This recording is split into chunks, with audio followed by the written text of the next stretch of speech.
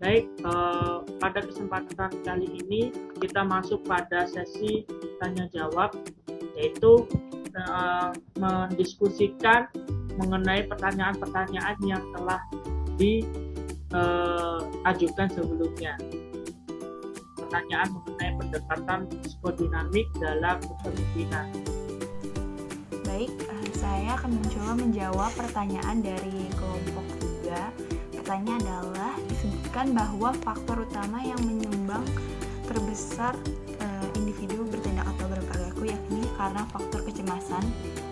Menurut kalian, bagaimana langkah alternatif yang seharusnya dikeluarkan oleh pemerintah dari adanya sebuah pro kontra terhadap kebijakan larangan mudik yang tentunya dapat mengesampingkan faktor kecemasan dan keterbatasan dengan tetap berlandaskan kebijakan pemerintah dalam menekan angka penularan atau penyebaran COVID-19. Dari hasil studi kasus yang kami pilih dengan membagikan kuesioner ke mahasiswa Administrasi Publik Angkatan 2018 Universitas Brawijaya, memang didapati bahwa penyumbang terbesar adalah faktor kecemasan. Namun jika berbicara masyarakat banyak, tentunya faktornya lebih kompleks lagi. Apa yang harus dilakukan? Kembali lagi ke studi kasus kami. Faktor kecemasan tersebut berasal dari tekanan lingkungan dan kurangnya menjalin hubungan dengan teman atau lingkungan luar, yang dikenal dengan konsep pairing, yang dimana pairing ini mengatasi kecemasan yang terjadi. Yang selanjutnya yakni boundaries, dimana faktor boundaries ini menurut Dion, batasan-batasan ini melakukan fungsi menahan kecemasan serta membuat tempat kerja dapat dikelola dan menyenangkan. Seperti itu. Oleh karena itu, tidak mengherankan bahwa apabila boundaries ini tidak mempengaruhi individu, karena kecemasan mahasiswa itu bukan takut tertular COVID, melainkan karena tidak bisa liburan, tidak bisa bertemu teman, dan sebagainya. Nah, jika kita berbicara masyarakat secara umum, sebelum membicarakan alternatif yang bisa diambil oleh pemerintah, kebijakan yang tumpang tindih, kontradiktif, dan juga kontraproduktif dalam menekan penyebaran COVID-19 ini dapat diketahui bahwa kebijakan larangan mudik 2021 yang dibuat oleh pemerintah itu dapat dikatakan gagal. Sebab yang pertama itu, kebijakan tidak diberlakukan secara adil. Karena ada pengecualian yang membuat kepercayaan masyarakat rendah untuk mematuhi kebijakan pemerintah, seperti adanya TKA atau tenaga kerja asing dari Cina yang datang ke Indonesia saat larangan mudik. Lalu yang kedua adalah kebijakan tidak direncanakan dengan matang, terukur, berbasis riset dan komprehensif, yaitu pengendalian mobilitas penduduk untuk pengendalian pandemi COVID-19, bukan sekadar hanya untuk menurunkan kasus. Lalu yang ketiga adalah kebijakan juga disertai tanpa adanya kebijakan turunan. Jadi kebijakan yang dibuat hanya kebijakan secara umum, tidak secara spesifik. Makanya banyak masyarakat yang masih bingung terhadap kebijakan yang telah dibuat oleh pemerintah. Mengapa kebijakan kebetulan harus dibuat untuk memitigasi dampaknya seperti pemberian kompensasi kepada sektor transportasi yang terdampak. Lalu dengan kegagalan tersebut, maka pemerintah dapat mengevaluasi kebijakan yang telah dibuat dengan beberapa alternatif pilihan, seperti kebijakan yang dibuat seharusnya adil, tidak berpihak kemanapun, baik kalangan atas, menengah, atau sebaliknya, dan tidak berpihak kepada warga negara tertentu meskipun dengan tujuan baik seperti meningkatkan investasi atau sebagainya. Lalu yang kedua adalah kebijakan yang harus dibuat lebih terencana kembali, maksudnya dipikirkan dengan secara matang, mempertimbangkan berbagai hal, tidak menyulitkan masyarakat Indonesia khususnya. Lalu yang ketiga adalah kebijakan yang dibuat sebaiknya diberikan penjelasan lebih rinci agar masyarakat ingin mematuhinya, dan waktu demi waktu kebijakan yang telah dibuat tidak berganti-ganti meskipun pejabat yang berwenang berganti. Kebijakan seharusnya tidak silih berganti agar masyarakat tidak bingung ketika melaksanakannya. Yang pada kesempatan ini akan dijawab oleh rekan saya Dio, yang akan menyampaikan pendapat dari kelompok 7 dari Nabi Satri, Permata Sari. Waktu dan tempat, silakan. Ya, terima kasih atas waktunya dan tempatnya. Nah, di sini Nafisa berpendapat dan juga bertanya. Namun, saya akan jawab pendapatnya terlebih dahulu. Jika merujuk pada ilmu humanoria, bahwa pendapat seseorang itu adalah sumber kebenaran. Nah, jika saudari Nafisa mengatakan demikian, maka tidak ada yang salah, semua benar. Kami mempunyai pendapat lain. Yang saya bacakan dulu pendapatnya Nafisa bahwa pendekatan ini atau pendekatan psikodinamik tidak membuat asumsi tentang karakteristik atau gaya kepribadian, tetapi tentang penerimaan kepribadian. Oke, sebenarnya itu kan pendekatan psikodinamik itu kan ada 3 konsep utamanya menurut Kate DeVries, yaitu fokus pada inner theater atau teater dalam, fokus pada hubungan pemimpin dan pengikut, dan yang ketiga adalah fokus pada sisi bayangan kepemimpinan. Mengapa saya meneliti? Karena meneliti bagaimana untuk mengetahui karakteristik dinamika perilaku mahasiswa itu berdasarkan dari hasil studi risetnya Graham Neil Bullen. Ada itu di penelitiannya sudah dipublish di Google. Dia itu meneliti bir Afrika Selatan. Jadi dia meneliti 12 tema yang sudah dijelaskan tadi, psikodinamik digunakan untuk dalam upaya memahami proses bawah sadar yang mempengaruhi individu. Kan sebelumnya dijelaskan bahwa pendekatan psikodinamik di dalam kepemimpinan itu adalah untuk memahami bagaimana dinamika perilaku yang acap kali memang sulit untuk dipahami oleh seseorang. Nah, jika kita merujuk lagi pada pendapatnya Freud bahwa paradigma psikodinamik ini berasal dari teori psikoanalitik Freud tentang perilaku manusia. Jadi secara khusus pendekatan ini menarik perhatian ke sumber energi dan kekuatan motivasi yang mendorong tindakan manusia untuk melakukan hal tersebut berdasarkan emosi, faktor-faktor yang lain. Nah, yang sudah saya jelaskan tadi ada 12. Nah, Freud sendiri sebenarnya tidak melakukan pengamatan langsung terhadap penerapan ide-idenya ke dunia kerja atau di dalam dunia organisasi, tetapi sarjana-sarjana lain seperti penelitian dari London Tavistock, Harvard Business School, dan lain-lain itulah yang memberikan kontribusinya terhadap penerapan pendekatan psikodinamik ini untuk mempelajari di dalam sebuah organisasi. Nah, terkait untuk apakah ini hanya untuk tentang penerimaan kepribadian, menurut saya bahwa pendekatan psikodinamik ini sangat intinya 3 tadi. Fokus pada teater dalam, fokus pada hubungan pemimpin dan pengikut, dan fokus pada sisi kebayangan manusia. Nah, kami itu mengambil yang pertama, fokus pada teater dalam atau inner theater. Jadi begitu. Nah, pertanyaannya Nafisa, bentar saya next. Nah, ini dia bertanya 3 pertanyaan ya. Dan menurut saya mengapa perlu dijawab, karena memang perlu diluruskan karena agar tidak salah persepsi bahwa pertanyaan pertama yaitu terkait pertanyaan apakah kepribadian individu sudah tertanam dan hampir tidak mungkin untuk diubah. Nah, jadi saya jawab secara teori. Di dalam kamus psikologi dikenal yang namanya pengalaman awal yang sudah saya jelaskan sebelum-sebelumnya. Saya tekankan kembali bahwa pengalaman awal seorang anak itu akan memiliki pengaruh yang signifikan terhadap perkembangan kognitif, perkembangan dari sosial dan faktor-faktor yang lainnya seperti didikan orang tua, kondisi lingkungan, kondisi ekonomi, dan masih banyak lagi. Jika ditinjau dari segi ilmu psikodinamik, konsep utamanya kan adalah peran yang dilakukan oleh orang lain, baik itu disengaja maupun tidak disengaja mempengaruhi orang lain untuk bertindak sedemikian. Apakah bisa dirubah? Jawabannya bisa. Hal ini sudah disampaikan langsung oleh Kate DeVries, dikutip oleh Nordhaus. Di dalam inner theater itu kan ada yang dinamakan tema hubungan. Nah, tema hubungan ini bisa berkembang seiring waktu. Tema kehubungan ini apa sih? Tema hubungan ini adalah keinginan, kebutuhan, tujuan. Nah, keinginan, kebutuhan, dan tujuan ini akan mempengaruhi gaya kepribadian individu yang nantinya dewasa akan berkembang sehingga bisa berubah.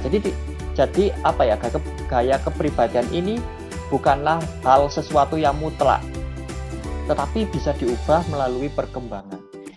Nah, yang kedua yaitu pertanyaan selanjutnya, bagaimana cara membuat pemimpin sadar dan menerima bila ada perilaku yang muncul dari pengaruh masa lalu. Oke, kita kembalikan lagi ke materi yang disampaikan Caidar tadi, bahwa itu dikenal yang namanya narsisme, yaitu perilaku yang berkisar pada kepentingan diri yang normal hingga pemusahan diri yang patologis. Narsisme kan ada dua, konstruktif sama reaktif. Konstruktif itu yang baik, reaktif itu yang artinya yang jelek-jelek, gampangnya begitu. Nah, yang ditanyakan oleh Nafisa itu bagaimana membuat pemimpin sadar kan?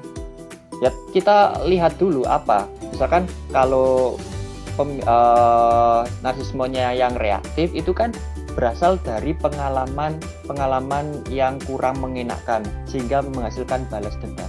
Nah, apa yang dilakukan adalah memperkuat hubungan antara pemimpin dan pengikut.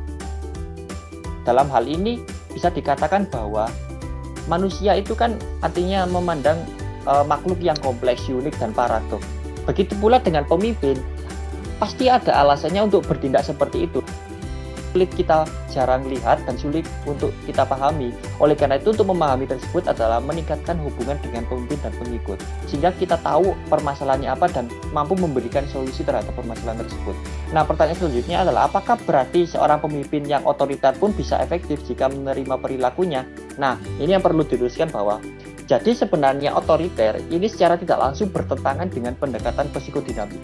Karena seperti yang saya telah jelaskan bahwa pendekatan psikodinamik itu adalah memandang manusia adalah makhluk yang kompleks, unik, paradoks, dan penggerak motivasi yang kaya.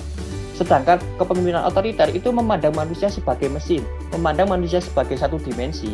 Otoriter ini justru malah memperburuk keadaan. Kita kembalikan lagi ke materi, yaitu dikenal dengan nama konsep mekanisme pertahanan. Ketika kecemasan organisasi tidak dikelola dengan baik, orang akan menggunakan mekanisme pertahanan mereka dengan cara perlawanan, pemogokan, dan pemisahan. Artinya ketika pemimpin tidak mampu memandang sebagai makhluk yang kompleks, tidak mampu memandang manusia itu sebagai makhluk yang paradoks, dan tidak mampu mengatasi kecemasan, maka dia akan menggunakan mekanisme pertahanannya. Ya kan? Jadi bisa disimpulkan bahwa otoriter ini sangat bertentangan dan bukan efektif lagi, malah memperburuk. Jadi begitu. Nah, selanjutnya dijelaskan oleh teman saya yakni Caidar.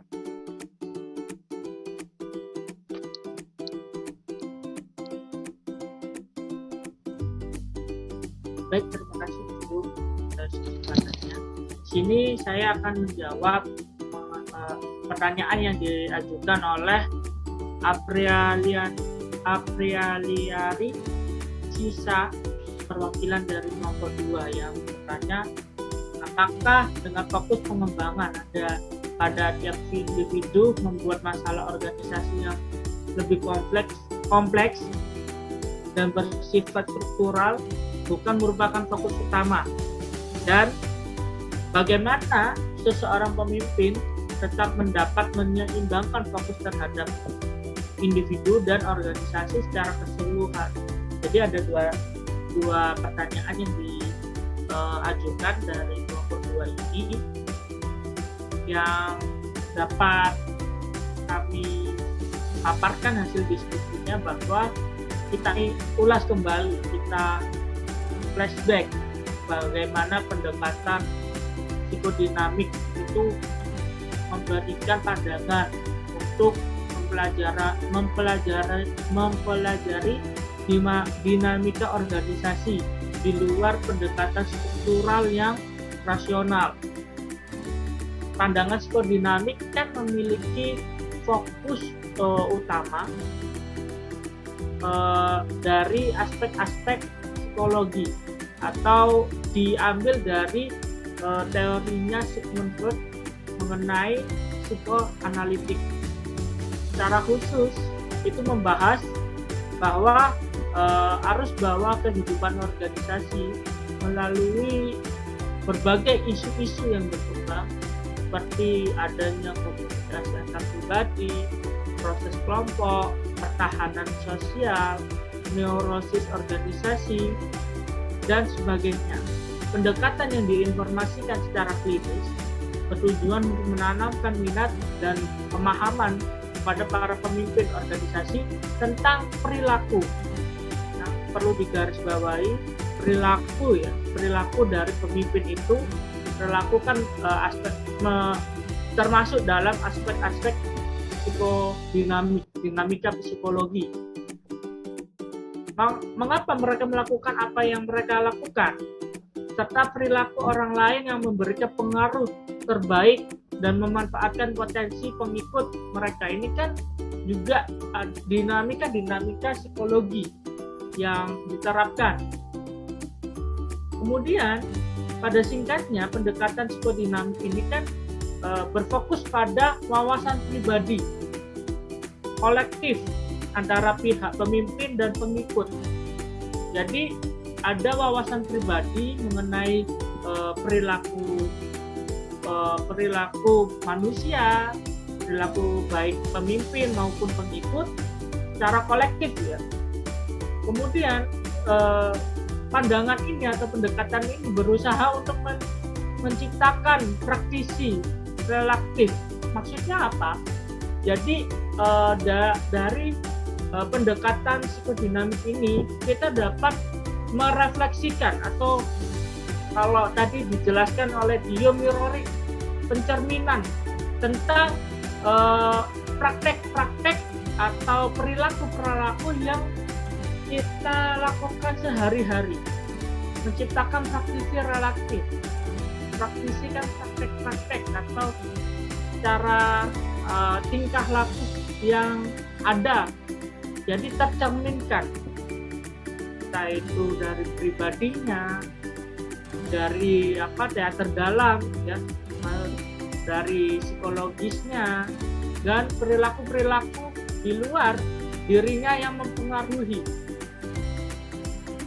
Salah satu tujuan dari pengembangan kepemimpinan psikodinamik adalah untuk menciptakan kesempatan bagi peserta untuk mengeksplorasi alasan-alasan yang menjadikan mereka melakukan sesuatu, bagaimana melakukannya, dan apa alasannya, ya, seperti yang kita jelaskan sebelumnya.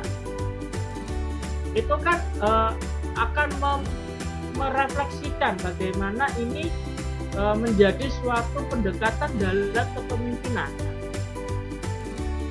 Kemudian berkaitan dengan pertanyaan, ya, berfokus pada pengembangan membuat masalah organisasi yang kompleks bersifat struktural bukan fokus utama. Jadi dapat dikatakan bahwa dari penjelasan itu pemimpin harus mampu melihat situasi yang dijadikan dasar kapan pemimpin itu berfokus pada masalahnya, masalah yang kompleks, masalah struktural. Karena dalam masalah organisasi memang itu kompleks, bersifat struktural. Itu kan juga memang masalah umum dari organisasi. Tetapi dalam pendekatan ini, semua masalah-masalah itu yang berkaitan dengan diri dari pemimpin, perilaku dari pengikut menjadi fokus. Jadi semuanya berkaitan dengan perilaku dari atau psikologi dari tiap-tiap manusia yang ada dalam organisasi tersebut. Kemudian pertanyaan yang kedua adalah bagaimana seorang pemimpin tetap fokus menyeimbangkan antara individu dan organisasi. Ini lebih tepat jika kita melihat atau flashback pada materi-materi yang sebelumnya, yaitu dengan model yang dikembangkan oleh Hersey dan Blanchard pada 1969 yaitu kepemimpinan pendekatan situasional. Ini untuk menjawab pertanyaan ini jauh jauh dari pembahasan yang kita jelaskan, tapi tidak apa-apa, kita tetap berusaha untuk menjawabnya, mendiskusikannya. Jadi bagaimana menyeimbangkan fokusnya, yaitu bisa dilihat dari pendekatan situasional dari Hershey dan Blanchard, yaitu pendekatan situasional ini menekankan bahwa kepemimpinan terdiri dari dimensi direktif, sportif, dan masing-masing dimensi tersebut harus ditetapkan secara tepat menurut saya, dan berkomitmen, harus dievaluasi juga. Jadi pada intinya pemimpin diharapkan mampu melihat situasi dan kondisi, bagaimana pemimpin harus bertindak, apa yang menjadi dasar kapan pemimpin harus berfokus pada individu, dan kapan pemimpin itu harus berfokus pada organisasi atau pada tugasnya. Jadi ini lebih bisa menggunakan pendekatan situasional, bagaimana menyeimbangkan fokusnya. Mungkin itu yang dapat kami sampaikan untuk menjawab pertanyaan dari kelompok 2. Terima kasih.